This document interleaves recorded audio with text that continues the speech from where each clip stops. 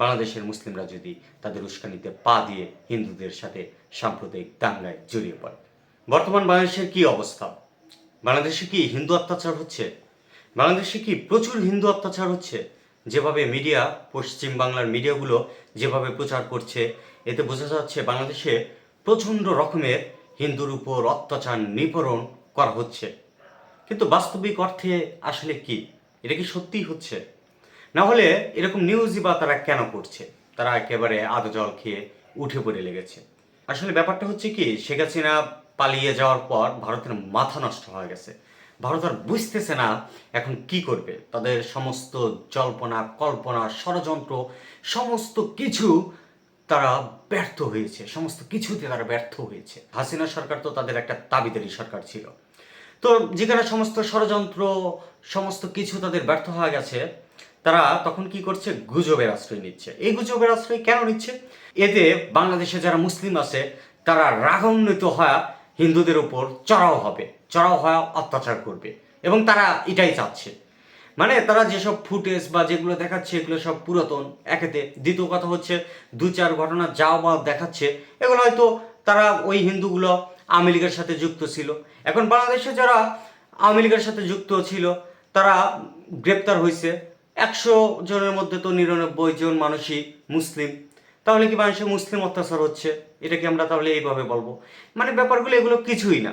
বাংলাদেশে যেগুলো হচ্ছে, তারা যেগুলো দেখানোর চেষ্টা করছে, বাংলাদেশের অবস্থা আদতে বাস্তবিক অর্থে এর চিত্র ঠিক তার উল্টো।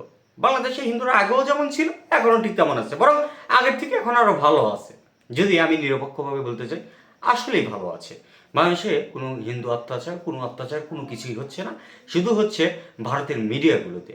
বাংলাদেশে হিন্দু অত্যাচারগুলো হচ্ছে, সেটা কোথায় হচ্ছে? ভারতীয় মিডিয়াগুলোতে, বাংলাদেশে হচ্ছে না। তো এটা হচ্ছে মিডিয়ার একটা সৃষ্টি ছাড়া আর কিছুই না। এটা মিডিয়ার সৃষ্টি, তো ভারতের মিডিয়ার সৃষ্টি। আসলে তাদের যখন সকল ষড়যন্ত্র সকল আয়োজন যখন ব্যর্থ, তারা তখন মাথা নষ্ট হয়, পাগল হয়, কি করবে বুঝতে না পেরে তার একটা উস্কানিমূলক পরিস্থিতি সৃষ্টি করার চেষ্টা চালিয়ে যাচ্ছে। আমি অনেকটাই একটু অবাক হয়েছি যে বাংলাদেশের মুসলিমরা সত্যিকার অর্থে এতটা ধৈর্যশীল যে তারা এরকম কিছুই করেনি। মানে তারা এখনো শান্ত আছে। ভারত এত কিছু করছে, বাংলাদেশের পতাকা পুড়িয়ে দিয়েছে, উপ হাই কমিশনের উপর তারা চড়াও হয়েছে, উপ হাই কমিশন তারা ভাঙতে গিয়েছে, কত কিছু করলো এ কয়েকদিনে। কিন্তু বাংলাদেশের মুসলিমরা হিন্দুদের উপর আদতে কিছুই করছে না। তারা পশ্চিম বাংলার হিন্দুরা যেভাবে চড়াও হচ্ছে, গুজব ছড়াচ্ছে, উস্কানি দিচ্ছে, সে অর্থে বাংলাদেশে অনেক কিছুই হয়ে যাওয়ার কথা। কিন্তু বাঙালি এই মুসলিমদের আসলে ধন্যবাদ দেওয়া উচিত। বাংলাদেশের মুসলিমরা আসলেই অনেকটা সভ্যতার পরিচয় দিচ্ছে। তারা তাদের ভদ্রতার পরিচয় দিচ্ছে। তারা এখনো ঠান্ডা মেজাজে আছে, এবং এটাই হওয়া উচিত। তাদের উস্কানিতে পা দেওয়ার কিছুই নেই এবং দেওয়া যাবে না। এটাই হবে আমাদের সবথেকে বড় ভুল। বাংলাদেশের মুসলিমরা যদি তাদের উস্কানিতে পা দিয়ে হিন্দুদের সাথে সাম্প্রদায়িক দাঙ্গায় জড়িয়ে পড়ে।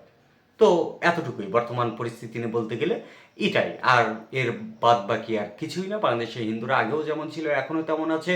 তাদের উপর কোনো অত্যাচার নির্যাতন জুলুম কোনো কিছুই হচ্ছে না, বা যেটা আগে হয়েছে শেখ হাসিনার আমলে যা হয়েছে তার 10 ভাগের 1 ভাগও হচ্ছে না। কারণ শেখ হাসিনা সরকার অত্যাচার কম বেশি সবার উপর চালাইছে।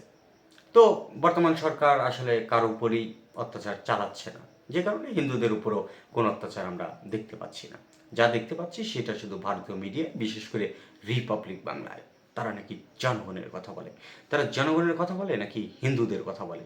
হিন্দুদের কথা বলে নাকি হিন্দুদের নামে তারা গুজব ছড়ায় এবং উস্কানি দেওয়ার চেষ্টা করে, সাম্প্রদায়িক দাঙ্গা লাগানোর চেষ্টা করে, এবং তাদের সেই চেষ্টাও ব্যর্থ হচ্ছে এবং খুব অচিরেই পুরোপুরি বন্ধ হওয়া যাবে আমি আশা করি।